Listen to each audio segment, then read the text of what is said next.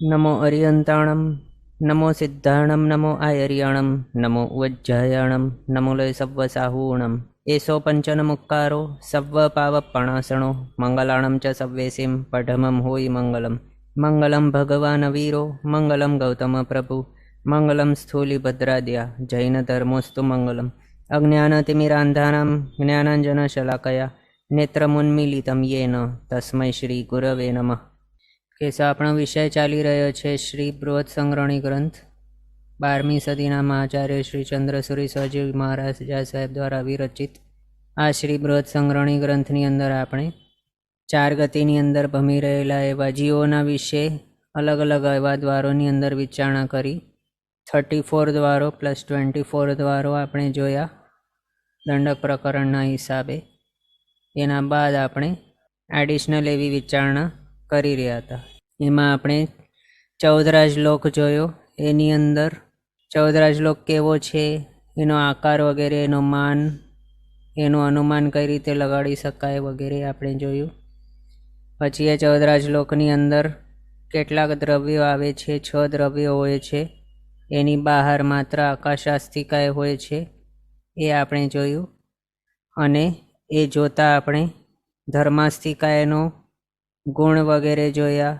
એનું સહાયતા શેની અંદર છે, જીવ અને પૂતગલને ગતિ કરવા સહાયક એવું દ્રવ્ય ધર્માસ્તિકાય।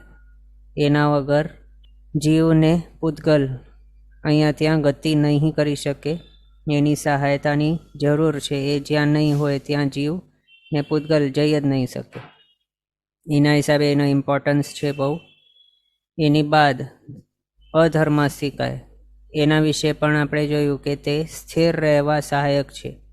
જેટલું જરૂરી ધર્માસ્તિકાય છે એટલું જ જરૂરી અધર્માસ્તિકાય પણ છે। આ બંને મુખ્ય દ્રવ્યો એવા છે કે જેના હિસાબે 14 શ્લોકનું કંઈક અમુક એવો આકાર આપણે કહેતા હોઈએ છીએ કે જે ઠેકાણે ધર્માસ્તિકાય અધર્માસ્તિકાય છે તે ઠેકાણે લોક, અને જ્યાં ધર્માસ્તિકાય અધર્માસ્તિકાય નહીં હોય ત્યાં છે અલોક। એ રીતે પણ આપણે કહી શકીએ। એ શાના આધારે, તો બાકીના કયા બચી ગયા છે દ્રવ્યો, ધર્માસ્તિકાય અધર્માસ્તિકાયને છોડી દઈએ તો એક આકાશાસ્તિકાય છે, તે તો 14 શ્લોકની અંદર છે ને બહારે છે, બધે ઠેકાણે છે। અને જીવાસ્તિકાય ને પૂતગલાસ્તિકાય એ બે બચી ગયા છે, તો એમને ગતિ કરવા અને સ્થિર રહેવા જે સહાયક છે એ બે દ્રવ્યો કોણ છે, ધર્માસ્તિકાય ને અધર્માસ્તિકાય। જ્યાં ધર્માસ્તિકાય અધર્માસ્તિકાય હશે ત્યાં જીવ ને પૂતગલનું ગમન આગમન થશે, અને જ્યાં ધર્માસ્તિકાય અધર્માસ્તિકાય નહીં હશે ત્યાં જીવ અને પૂતગલનું ગમન આગમન નહીં થશે। એટલે એમ જો જોવા જઈએ તો મુખ્યપણે 14 શ્લોકનું આવા જ પ્રકારનું આકાર જે ફોર્મેશન અથવા તો એવા પ્રકારનું આકારનું હોવું એ કોના ઉપર આધારિત છે, તો ધર્માસ્તિકાય અધર્માસ્તિકાય ઉપર ડિપેન્ડન્ટ છે। એ જ્યાં છે ત્યાં લોક, અને એ જ્યાં નથી ત્યાં અલોક એમ પણ। હવે એટલું આપણે જાણ્યા બાદ આકાશાસ્તિકાય જોઈ રહ્યા હતા। આકાશાસ્તિકાય અવકાશ અથવા તો અવગાહના આપનાર, એનો સ્કંદ દેશ અને પ્રદેશ એવા ભેદ છે। 1 અથવા તો 2 અનંત છે, શાશ્વત છે, વર્ણગંધ રસસ્પર્શી રહિત છે, અવગાહના કે અવકાશ આપવાનું એનું કાર્ય છે, એ આપણે જોયું। પછી હવે નેક્સ્ટ આજે આપણે સ્ટાર્ટ કરીએ પૂતગલાસ્તિકાય દ્રવ્ય। પૂતગલાસ્તિકાય દ્રવ્યનું મિનિંગ શું થાય છે, અથવા તો એનું ક્વોલિટી કેવી છે, એની અંદર પૂદ અને ગલ એ બે વર્ડ્સ છે। પૂદનો મિનિંગ થાય છે પૂરણ અને ગલનો મિનિંગ થાય ગલન।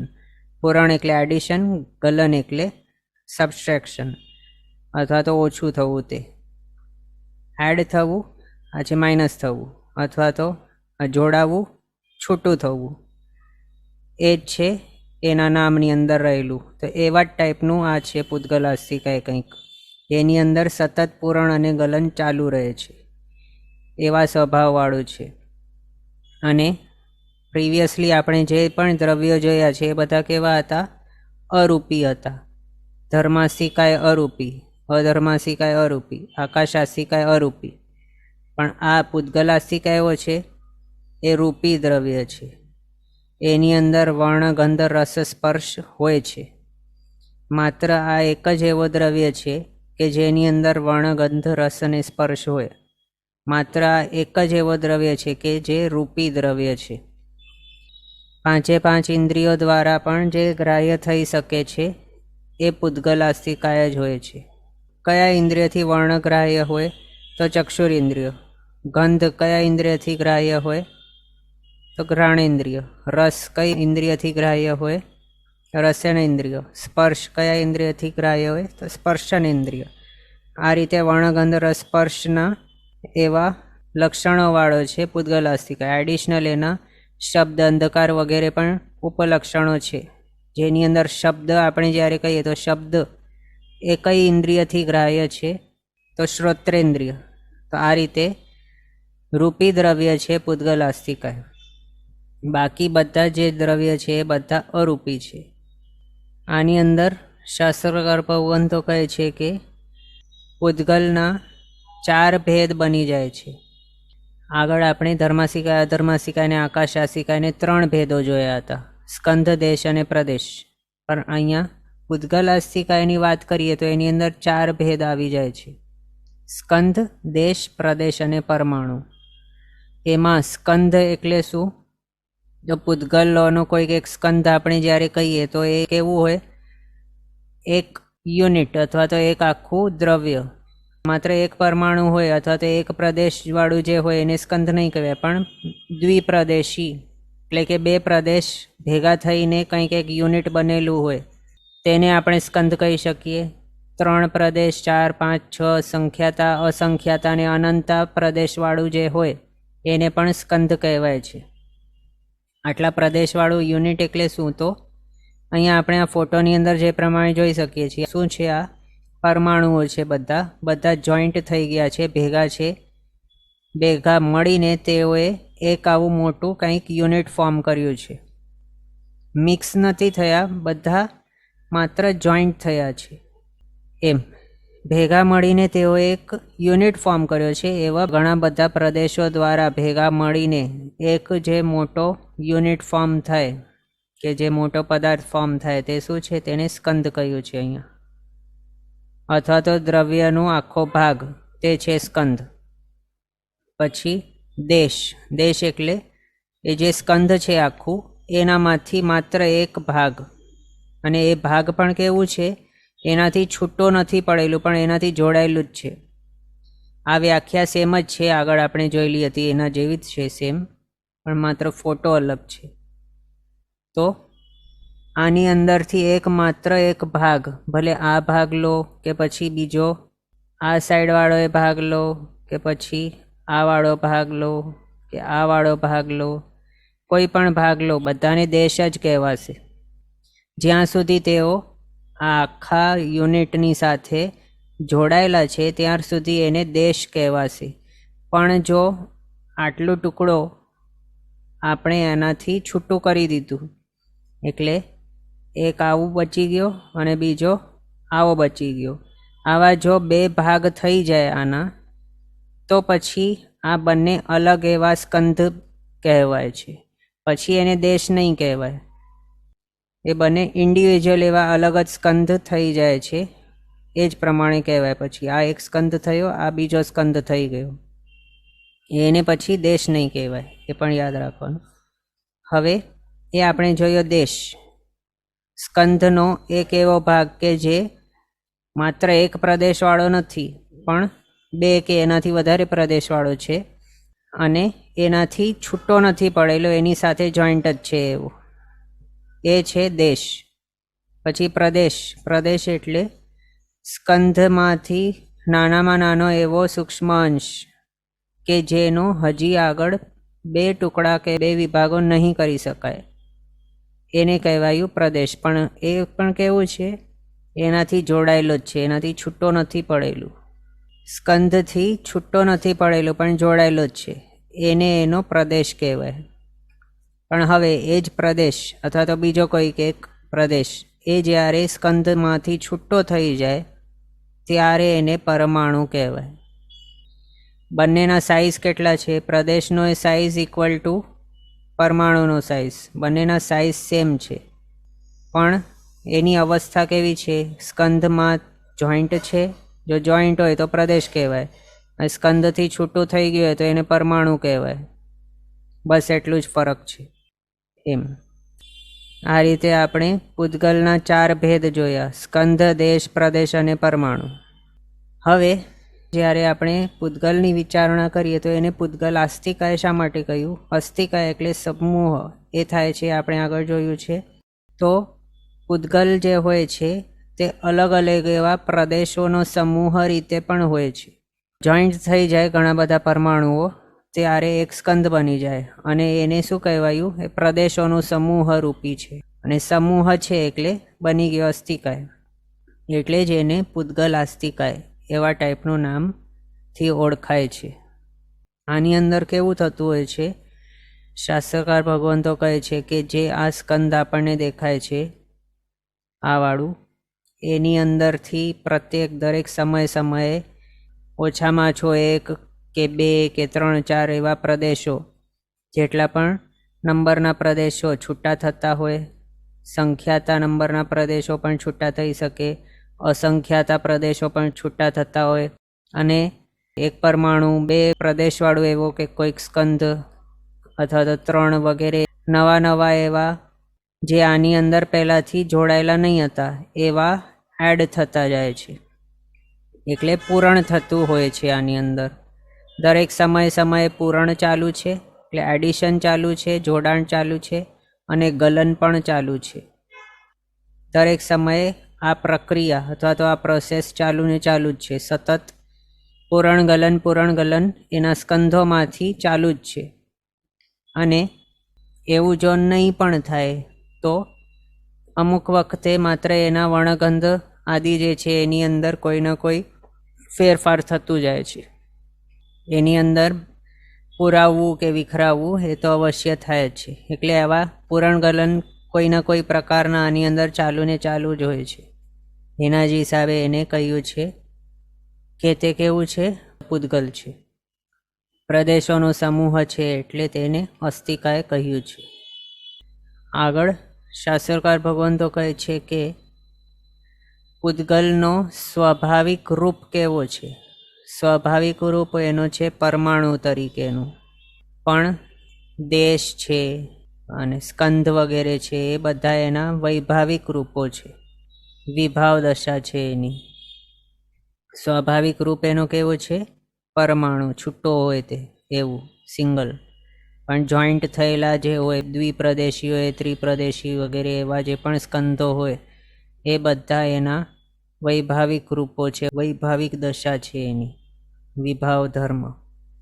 સ્કંધને કહ્યું છે કે તે વિભાવ ધર્મ વાળો છે અને પરમાણુ એ સ્વાભાવિક ધર્મ વાળો છે. શાસ્ત્રકાર ભગવંતો આગળ એ કહે છે કે સ્કંધો કેવા કેવા પ્રકારના હોઈ શકે અથવા તો કેટલા પ્રદેશોવાળા હોઈ શકે.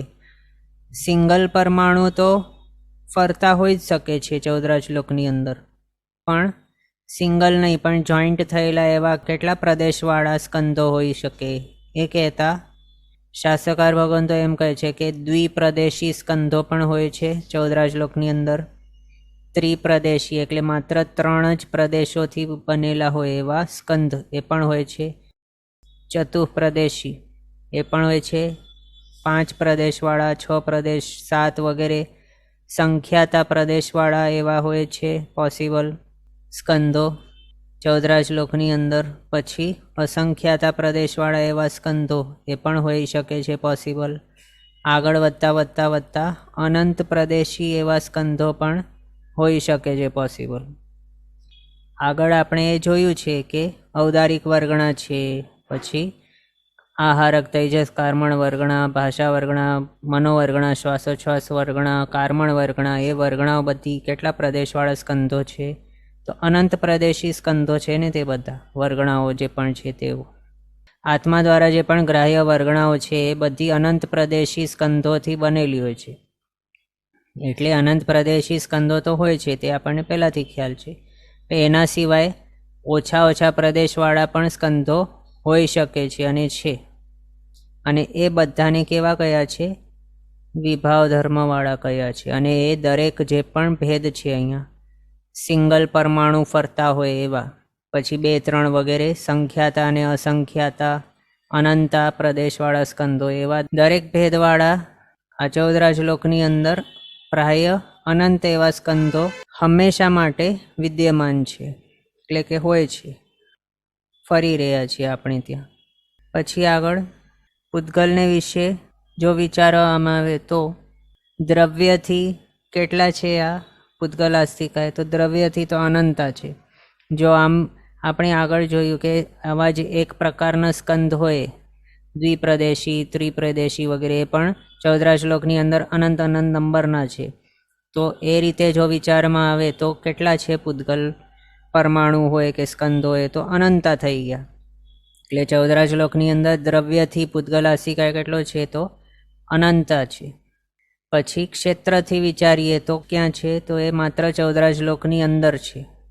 એટલે 14 રાજલોક પ્રમાણ છે એટલા ક્ષેત્રની અંદર જ છે માત્ર. પછી કાળથી કેટલું છે, કાળથી અનાદિથી હતો અને અનંત કાળ માટે રહેશે.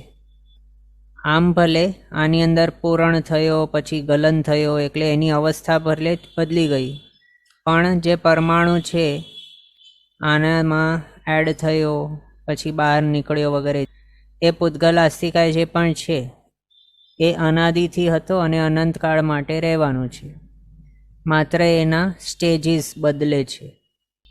એટલે કાળથી અનાદિ અનંત છે. અને ભાવથી કેવો છે, વર્ણ, ગંધ, રસ અને સ્પર્શ અને શબ્દ એના સહિત હોય છે, એના હિસાબે એને રૂપી દ્રવ્ય કહ્યું છે. ગુણથી તે પૂરણ અને ગલન સ્વભાવવાળો હોય છે. પૂરણ ગલન સ્વભાવવાળો હોવાથી તે વિવિધ પરિણામી અને વિવિધ આકૃતિવાળો હોય છે. એવું આ પૂતગલાસ્તિકા એને શાસ્ત્રકાર ભગવંતોએ કહ્યું છે. હવે આના આપણે લક્ષણો જોઈ લઈએ. એમાંથી સૌથી પહેલો છે શબ્દ. શબ્દથી સ્ટાર્ટ કરીએ. શબ્દ ટોટલ કેટલા પ્રકારના છે, તો સચિત્ત શબ્દ, અચિત્ત અને મિશ્ર, આ પ્રમાણે 3 પ્રકારના શબ્દો બતાવ્યા છે. એની અંદર સચિત્ત શબ્દ કોને કયા, જીવ જે મુખ વડે બોલે તેને સચિત્ત શબ્દ કયા. પછી અચિત્ત શબ્દ એટલે પથ્થર વગેરે એવા અચિત્ત વસ્તુઓના ટકરાવવાથી જે અવાજ નીકળે તેને અચિત્ત શબ્દ કહ્યા.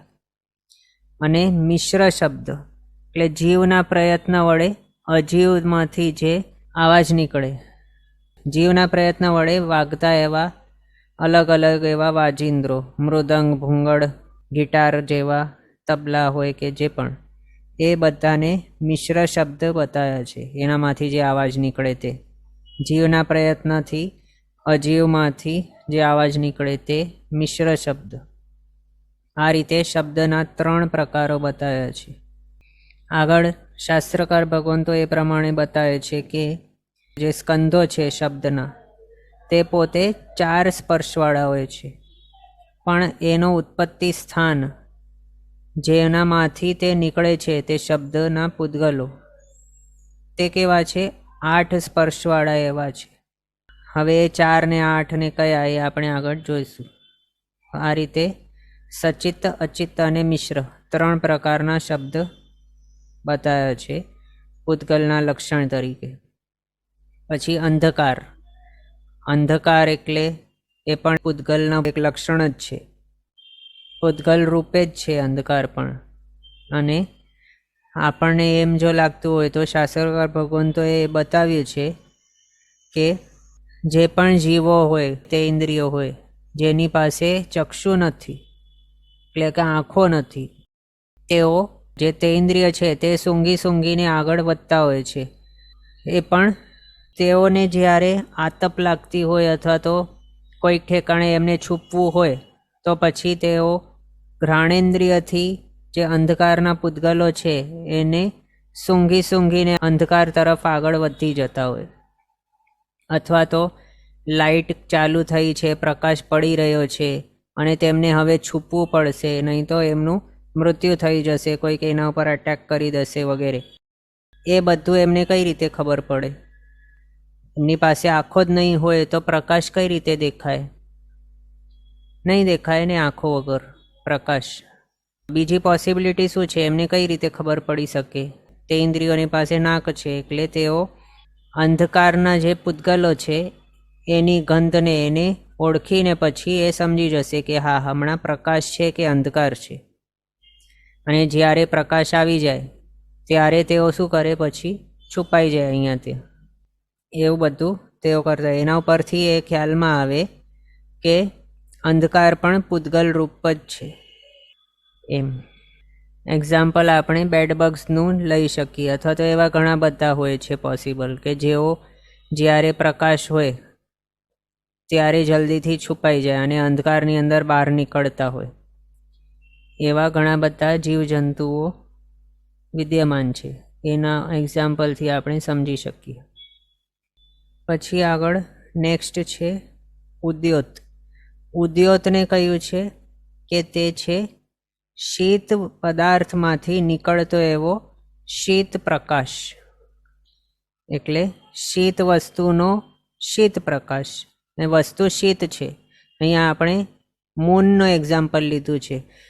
આપણા જ્યોતિષ્ક ચક્ર જે પણ છે સૂર્યને છોડીને, એમના વિમાનો કેવા હોય છે? એમના વિમાનો ઉદ્યોત નામકર્મના ઉદયવાળા એવા બાદર પૃથ્વીકાય જીવોના જડિત હોય છે. એટલે એનો ઉદ્યોત નામકર્મનો ઉદયનો ફળ શું હોય છે? એમને શરીર ઠંડુ મળેલું હોય છે. એટલે કોઈ એને અડે બાજુમાં જઈને તે ઠંડુ સ્પર્શ હોય એમના શરીરનું. અને એનામાંથી જે પ્રકાશ નીકળતો હોય એ પણ કેવું છે? શીતલ અથવા તો ઠંડુ પ્રકાશ નીકળે છે. એવું છે. એને જ કહેવાય છે કે ઉદ્યોત નામકર્મનો ઉદય છે એ જીવનો. અને અહીંયા ઉદ્યોત આપણે જે જોઈ રહ્યા છે તે શું છે? પૂતગલનો લક્ષણ જ કહ્યું છે. એટલે ઉદ્યોત પણ પોતે પૂતગલ છે, પૂતગલ રૂપ છે. એક્ઝામ્પલ આ. પછી ઘણા બધા એવા વનસ્પતિઓ પણ છે કે જે ઉદ્યોત નામકર્મના ઉદયવાળી છે. પ્રત્યેક વનસ્પતિકાય વગેરે એવી ઔષધિઓ છે એવા. પછી આઘિયા વગેરે એવા કેટલાક જીવો છે એમનો ઉદ્યોત નામકર્મનો ઉદય હોય છે. એમને કેવું કહ્યું છે કે ઉદ્યોત નામકર્મના ઉદયથી જીવને એવું પ્રકારનો પૂતગલોવાળું શરીર મળ્યું હોય કે જે પોતે હોય છે ઠંડુ, શીતલ હોય, અને એનામાંથી પ્રકાશ નીકળતું હોય એ પણ શીતલ હોય છે. એવું. તો આ થઈ ગયો ઉદ્યોત. પછી આગળ પ્રભા. અહીંયા આપણે જોઈ શકીએ છીએ સૂર્યનો પ્રકાશ, સનરેઝ આવી રહ્યા છે. બહાર જે આ સૂર્ય પ્રકાશમાન છે આકાશની અંદર, ત્યાંથી આ ઘરમાં આ કાચની બારીઓમાંથી પ્રકાશ આવી રહ્યો છે. સૂર્યના સનરેઝ આવી રહ્યા છે. અહીંયા આપણે જોઈ શકીએ છીએ. હવે સનરેઝ ક્યાં પડી રહ્યા છે? અહીંયા આ રીતે આવી રહ્યા છે.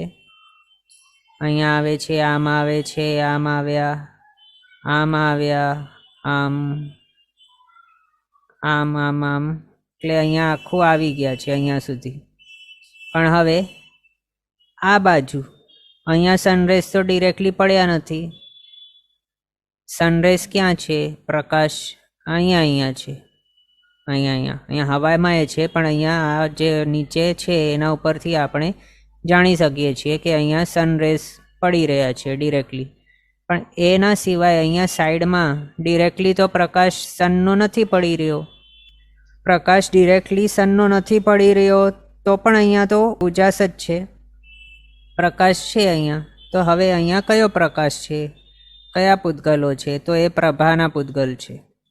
પ્રભા એટલે કે એવો કયો છે કે ચંદ્ર વગેરેના પ્રકાશમાંથી અને સૂર્યના પ્રકાશમાંથી જે બીજો એવો કિરણ રહિત ઉપપ્રકાશ પડે છે તેને પ્રભા કહ્યું છે. એટલે સૂર્યના કિરણ અહીંયા જે આવી રહ્યા છે, જે સૂર્યનો પ્રકાશ છે એનામાંથી બીજો એવો કિરણ રહિત એવો ઉપપ્રકાશ જે પડી રહ્યો છે એ બધું છે પ્રભા. જો અહીંયા પ્રભા નહીં હોય તો પછી શું થાય? જેટલું પણ અહીંયા સનરેઝ જેટલા ભાગમાં પડી રહ્યા છે ત્યાં જ એકદમ ઉજાસ હોય આવું, અને બાકી અહીંયા કેવું હોય? અમાસ જેવો અંધકાર હોય પછી, જો પ્રભા નહીં હોય તો. એવું. એટલે અહીંયા પ્રભાને પણ કહ્યું છે કે તે શું છે? પૂતગલનો લક્ષણ છે. શાસ્ત્રની અંદર ચંદ્ર આદિકની કાંતિને પણ પ્રભા કહેલી છે. પછી નેક્સ્ટ લક્ષણ છે છાયા. છાયા એટલે કયું કે દર્પણમાંથી અથવા તો પ્રકાશમાં પડતું જે પ્રતિબિંબ તે છાયા કહેવાય છે. અને તે બાદર પરિણામી એવા સ્કંધોમાંથી પ્રતિ સમયે વોટર ફાઉન્ટનની જેમ નીકળતા એવા 8 સ્પર્શી પૂતગલો એના સ્કંધોનો સમુદાય એ પ્રકાશ આદિના નિમિત્તથી તે પ્રમાણે તે પ્રકારે પિંડિત થઈ જાય છે અને તેને છાયા કહ્યું છે. અને તે શબ્દ આદિની જેમ પહેલાં જે કહ્યા એ પ્રમાણે બંને રીતે પૂતગલ રૂપી છે. એટલે આ દર્પણ જે છે મિરર, એની સામે જે પણ વસ્તુઓ પડેલી છે અહીંયા આ બાજુ તે કઈ છે તે આ મિરરની અંદર જોઈને આપણે સમજી શકીએ. હવે મિરરની અંદર સમજો કે અહીંયા એક આપણને ખુરશી દેખાય છે, તો એ ખુરશી અહીંયા પડેલી છે. તો શાસ્ત્રકાર ભગવંતોએ શું કહ્યું કે ખુરશી વગેરે જે પણ પદાર્થો અહીંયા પડેલા છે મિરરની સામે, એ બધા જ પદાર્થો જે પૂતગલ રૂપી છે એ કેવા છે? હમણાં તો બાદર પરિણામી છે. તો એ બાદર પરિણામી જે પણ સ્કંધો છે એનામાંથી પ્રતિ સમયે ફાઉન્ટનની જેમ, ફુવારાની જેમ પૂતગલો નીકળતા હોય છે. 8 સ્પર્શી એવા પૂતગલો નીકળતા હોય છે કન્ટિન્યુઅસલી.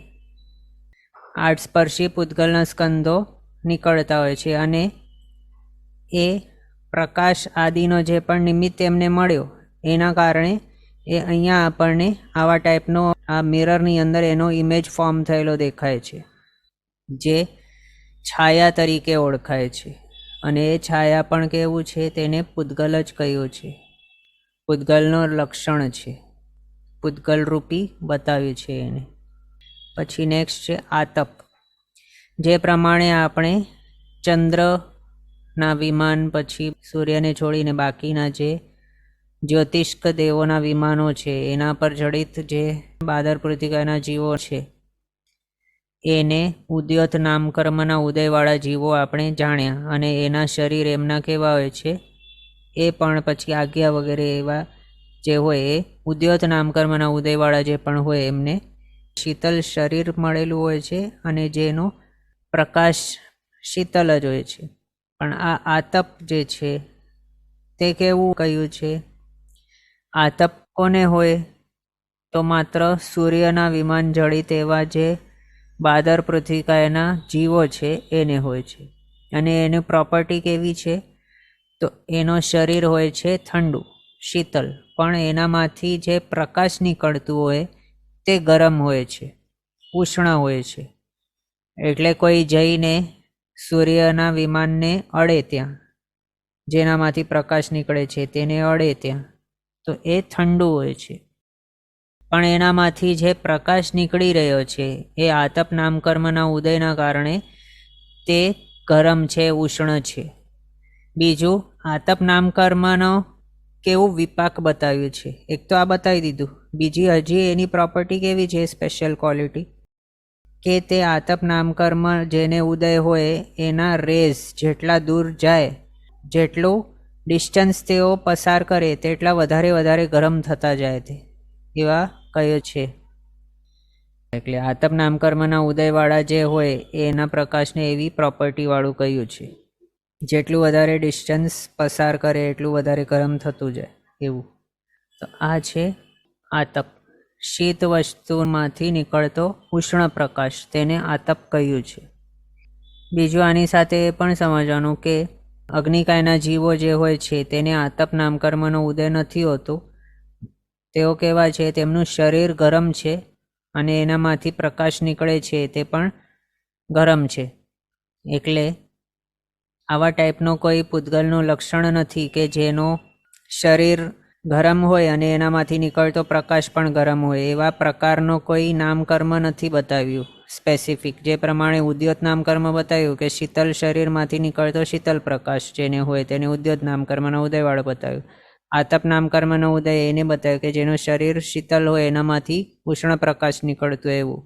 પણ એવું કોઈ નામકર્મ એવું નથી બતાવ્યું કે જેનો ઉદયથી કોઈ જીવને ઉષ્ણ શરીર મળે અને એને પ્રકાશ પણ ઉષ્ણ હોય, એવું નામકર્મ કોઈ સ્પેસિફિક નથી. પણ હા, અહીંયા બે અલગ હોઈ શકે છે. કેવા? તો ઉષ્ણ સ્પર્શ નામકર્મનો ઉદય અગ્નિકાયને, અને રક્તવર્ણ નામકર્મનો ઉદય એવું. એના હિસાબે એ અગ્નિકાયના જીવને અથવા તો તેવુકાય જે કહેવાય એ જીવને ગરમ પોતાનું શરીર મળેલું છે અને એનામાંથી પણ ગરમાટ નીકળતી હોય છે એવું. પણ એને આતપનો ઉદયવાળો નહીં કહેવાય, એ યાદ રાખવાનું.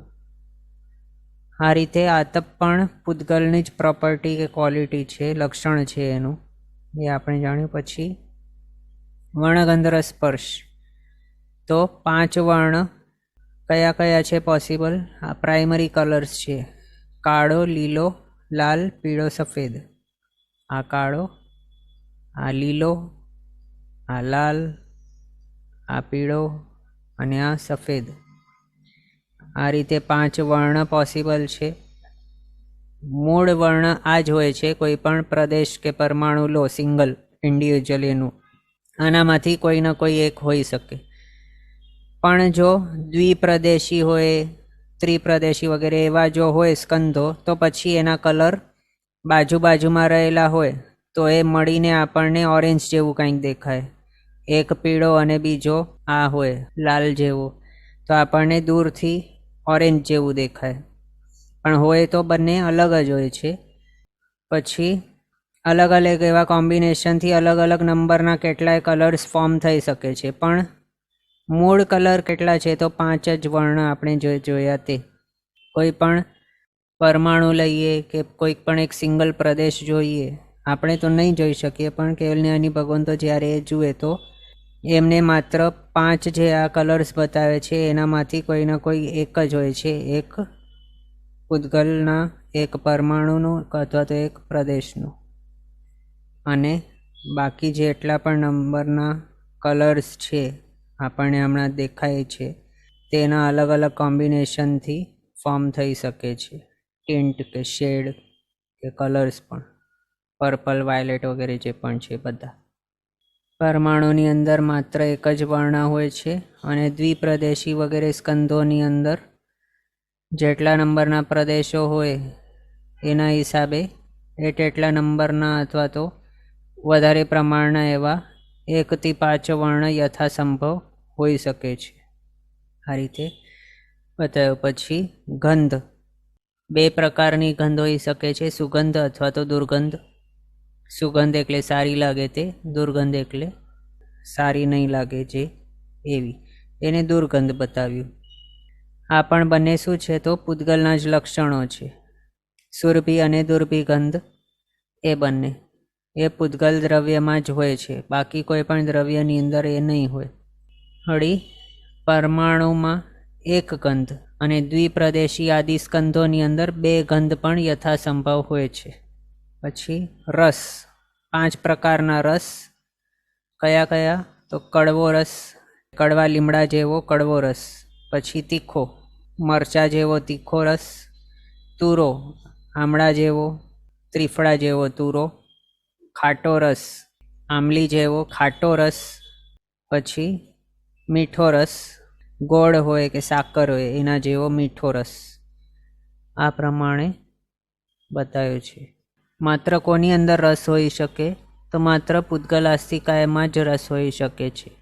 બાકી કોઈ પણ દ્રવ્યનો કોઈ પણ રસ નહીં હોય, એટલે કોઈ પણ દ્રવ્યનો કોઈ ટેસ્ટ નહીં હોય. ધર્માસ્તિકાયનો કોઈ ટેસ્ટ કે રસ નથી, અધર્માસ્તિકાયનો એ કોઈ રસ નથી, આકાશાસ્તિકોયનો પણ કોઈ પણ રસ નથી, જીવાસ્તિકાયનો પણ કોઈ પણ ટેસ્ટ નથી.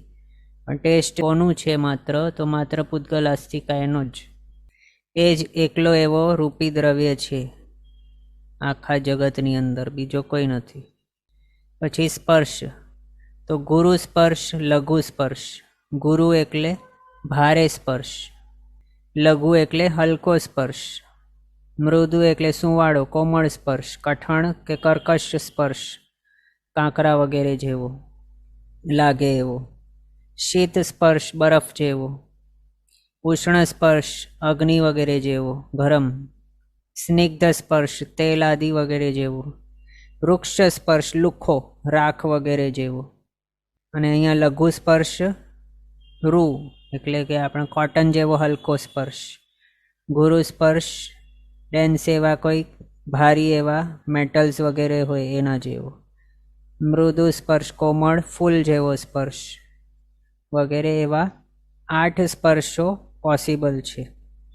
અને એ બધા શું છે તો પૂતગલના જ લક્ષણો છે. એના માટે શાસ્ત્રકાર ભગવંતો એ પ્રમાણે બતાવે છે કે કોઈ પણ એવો પૂતગલ કે પરમાણુ નથી કે જેની અંદર આ 8માંથી કોઈનો કોઈ સ્પર્શ નહીં હોય. એક પરમાણુમાં જોઈએ તો શીત અને સ્નિગ્ધ એ 2 સ્પર્શ તો હોય જ, અથવા તો એ જો 2 નહીં હોય તો શીત અને વૃક્ષ એ 2 હોય. એ નહીં હોય તો ઉષ્ણ અને સ્નિગ્ધ એનો કોમ્બિનેશન હોય. એ પણ નહીં જો હોય તો ઉષ્ણ અને વૃક્ષ એ 2 મિનિમમ તો હોય જ સ્પર્શો. એ પ્રમાણે કયા કયા કોમ્બિનેશન જોયા?